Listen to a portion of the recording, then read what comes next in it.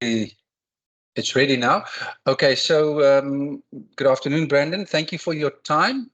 I'm not going to say too much. I'm going to leave it up to you to introduce yourself to the colleagues, and then I'll just ask you one or two questions about your responses to student feedback. So over to you, just for an introduction of yourself. Afternoon, everyone. I'm Brendon. I'm in the genetics department, and I teach at a second and third year level, genetics 214, which is the introduction to genetics and is a service module for the biotechnology stream, as well as at third year genetics 344, in which I specialize in pharmacogenomics and DNA forensics. Thanks. And so how long have you been teaching in genetics, Brendon? My second year. Okay. So let's get to feedback quickly. So for the colleagues listening in on this, just to say, one of the reasons I approached you is because at last year's SOTL conference, your PREDAC group submitted a poster, and you guys were awarded, or you were acknowledged as the best PREDAC poster at the conference, and your poster was on student feedback. So I didn't just pluck you out of the air. There's an actual connection between student feedback and why I asked you. So I was thinking, Brendon, to find out from you, what do you do when you collect student feedback? So in the last month or so, we've looked at the previous Auxin as well, into how people can collect feedback in alternative ways other than the regular surveys we distribute. This time round, we want to ask, what do we do once we have the feedback? And so I was thinking I'd put that question to you. What do you do? How do you respond to feedback you collect from your students? Well, generally, I respond by trying to develop additional learning opportunities for the following year's students. Many times we receive feedback quite late at the end of a course or even months after the course has ended. So there's nothing you can really do during the course to address their feedback. But I like to take a sort of data-driven approach and use analytics to identify trends and patterns in their feedback. So that allows me to make more informed decisions about the instructional strategies or content adjustment or support mechanisms that I could offer them in the following year. It also encourages the students who have now left the course to come back and see what changes have been made in the course. And I oftentimes ask them when they get to me in third year, have you seen what the second year course looks like now? So I can get some additional feedback from them that I can then use to further improve and further tailor the coursework to make it more accessible and easier to understand for the students. And so I'm sorry if this is putting you on the spot, but if you say a more data-driven approach, do you maybe have an example of the kind of data you use? Data. So I will generally take all their comments, put it through Atlas TI, and do a semantic or a consensus analysis to see what themes are appearing from the free-form feedback. And I'll use those to make a decision on what should be changed or what should be explained in a different way or what needs additional examples or practice work.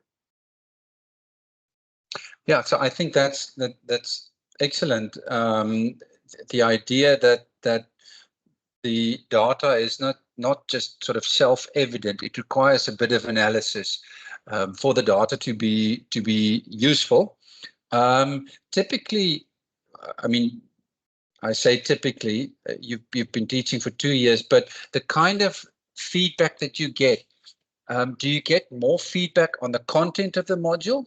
So in other words, we're having problems with these or those concepts, or are they more about pedagogy, the way you teach, the way you approach teaching, or is it more or less sort of a 50-50 split?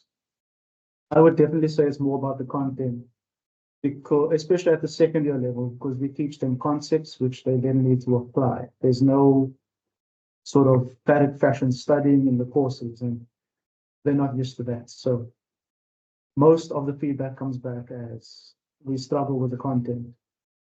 Okay. And where you've had an opportunity to maybe make changes to how you do things in the following years, have you had feedback on any of those changes from your students yet? Not as such. I am hoping for some feedback in the next 2 weeks or so, having made several changes from last year's content and presenting them with new learning opportunities this year. I'm quite keen to see what the outcome is going to be in terms of feedback and how they do throughout the course. Okay. Then the second sort of overarching question I'm asking you a number of follow-up questions, but the second larger overarching question I wanted to ask you is, what do you do when you get feedback that you can't do anything about? Maybe students asking you to give something or teach in a certain way that's just not possible for practical reasons, or maybe pedagogical reasons. There's a reason why you choose not to do it that way. What do you do with that feedback, the ones that you can't change anything about? Well, all I can do is acknowledge their requests and inform them that because of our modules are service modules, we have to cater to a number of different streams, a number of different disciplines. So there's no way to change it for one specific discipline so that they can better understand it, but instead, in order to develop their critical thinking around the concepts and the subject matter, instead of wanting it all given to them plainly. Okay, good. And then I'll finish off, Brendon. Sorry, I know I promised you 2 questions at the start, but I was just thinking as you were talking, maybe I can ask you a final question. What is your ideal in terms of student feedback? So in other words, how should it influence both your teaching and your students' learning? If you could design a student feedback system in the way that is ideal for you, what would it look like? What would it do? Oh, I would have a weekly feedback system in the form of perhaps a set of overarching questions which can assess their level of engagement with the course material, but also test them and provide me the feedback on whether or not they are keeping up to date with the content.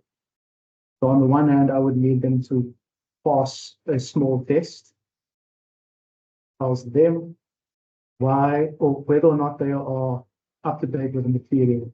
And by doing that, I could apply these same analytical tools and identify patterns and trends, which could then be addressed on a weekly basis.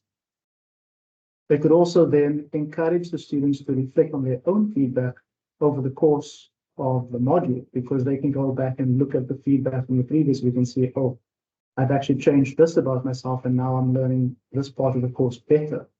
So it allows them also to develop a deeper awareness of their learning journey and takes them from being passive participants in their education to an active participant in their own education, which I think is something that's lacking. So that'd be my idea for feedback scheme. But I also understand that that is quite a tall order to try and implement across a campus. So I might just do a trial run or a pilot study and see how it goes. That's really good. Thanks for that, Brendon. So what I really like about that is the underlying idea about your student not just being a client. In other words, you're not just wanting to find out whether the client is happy with the service you provide. You're actually trying to create an opportunity where the students themselves get value from the feedback process. So by reflecting on whatever you asked them it is that you ask them in the feedback process. There's supposed to be value in it for them. It's not just, are you a bunch of happy campers? It's part of their own learning, and I quite like that. It takes feedback to a different space. It's not a satisfaction survey anymore. It's actually sort of a, what shall we call it, taking the temperature of the students' learning. And to me personally, that's more valuable. So I like to hear that. Brendon, and I think they'll find it more motivating to then continue within the feedback process, because they can now see tangible changes within themselves as well, not just the course that they are currently subscribed to. Yeah, again, that's great. There's of course a body of work, a large body of work on this, sort of broadly called or related to metacognition. That's students' ability to evaluate their own work, judge their own work and progress and so on. So there's a body of work available on this. And then just maybe to say a last thing before I let you go to look at your assessments.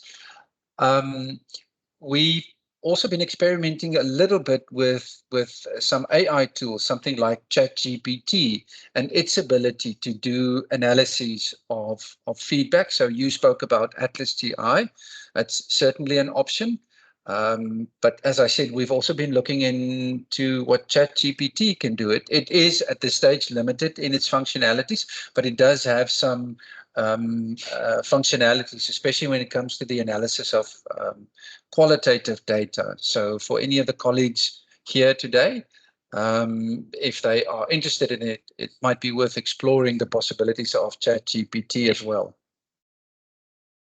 Definitely, I have tried a few of the capabilities of ChatGPT, but I still prefer Atlas TI for its interface. Okay, good. Okay, Brendon, thank you so much for your time, and all the best with your assessments. And if you do undertake a pilot study at some stage, be forewarned. I'm going to contact you again, and you're going to do another presentation for us at some point. So that'll be no problem for me. Okay, good, Brendon. So thank you and goodbye. Let me just stop the recording quickly.